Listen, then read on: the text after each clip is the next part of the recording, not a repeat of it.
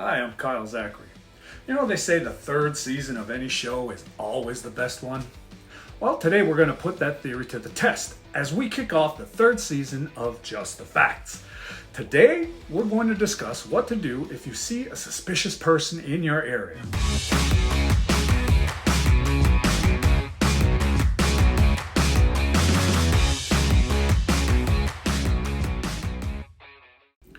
Living in a community like Kahnawake has its advantages. Our population is small enough that most people are familiar with each other and entire neighborhoods know each other's personal business. It's when a person sees an unfamiliar face in areas where every face is usually familiar that their suspicions take hold. It's a natural reaction for anyone.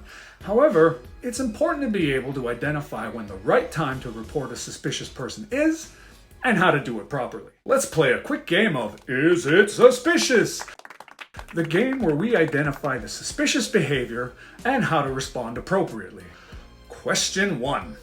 You see a car that's driven by someone you don't know. Is it suspicious? Is the answer A, yes, B, no, C, 42, or D, not yet? The answer is D, not yet. There could be any legitimate reason why a person would be in Kahnawake. Not everyone is happy to hear it, but things like our proximity to Montreal, the major highways that cross through our territory, cigarette industry, poker houses, and even the shoe memorial that was placed in front of the Catholic Church have made the community an attraction to all walks of life. This doesn't mean that every non-local is suspicious. It's great to be vigilant for the greater good of the community, but you have to make sure that you aren't calling us and diverting police resources just because a pizza delivery driver wasn't sure which house they were supposed to be going to. Question 2. The best way to confirm if a person is suspicious is to blank. Is the answer A, I don't know, just call the PKs and let them sort it out. B, oh, they drove away, never mind. C, observe and report. Or D, chase them and start a confrontation. The answer is C, observe and report. If you're unsure about a suspicious person, keep observing them from a distance. Do not chase or confront a suspicious person. No matter how noble your intentions are, you could find yourself in legal trouble if the situation escalates. It does not make a difference if the person was there to commit a crime. Until a crime has been committed, a person cannot be detained as a criminal. Meaning that if this person was indeed in Kahnawake for the purposes of evil, the only thing a peacekeeper would be able to do is identify the person and escort them off the territory.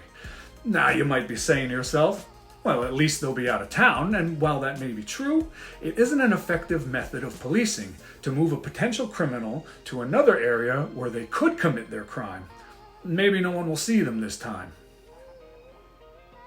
Question 3. When is it appropriate to call peacekeepers about a suspicious person?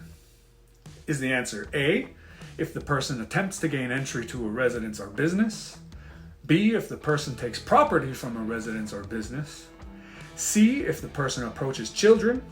Or D, all of the above? The answer to this question is D, all of the above. Once a crime is observed or becomes clear that a suspicious person is about to commit a crime, call the peacekeepers at 450-632-6505.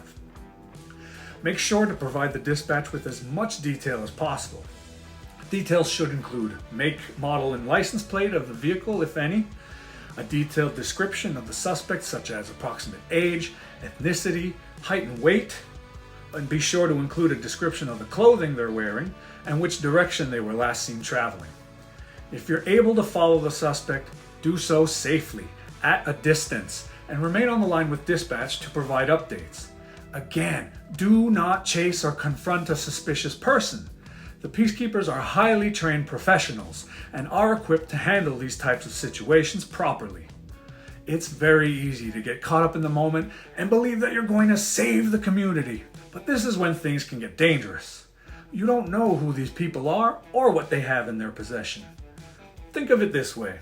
If you're driving somewhere and your vehicle is suddenly surrounded by a group of angry people, you're either going to fight or flee, and this is when innocent people can get hurt or worse.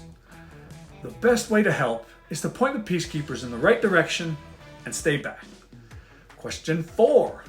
Can I post about a suspicious person on social media? Is the answer A, if people are panicked, they'll react more reasonably next time they see a stranger. B, if I do, I want to make sure everyone knows how brave I was. C, I post responsibly with accurate information that I already passed on to the peacekeepers. Or D, I'll just post a TikTok dance instead. Well, the answer is C. Your social media accounts, they're your own. And for the most part, you can post whatever you want, so long as it's not a threat, slanderous, or misinformation. The rise of QAnon in the United States is a prime example of how misinformation can lead to bigger problems. If you do wish to post about your experience, it should contain the same information that you called into the dispatcher. Too often, the calls we receive do not reflect the status update that gets put up afterwards. And that's the game. How did you do? Well, if you got all 4, you win. Your prize is a far safer community with much more efficient peacekeepers. Before we go, I just want to point out that if at any time you feel the need to call the peacekeepers, absolutely do so. We will respond to any call in any situation. We just hope you think of some of these points we discussed today to help your peacekeepers be a much more efficient police service. Thanks for watching. I'm Kyle Zachary. This was Just a Fact.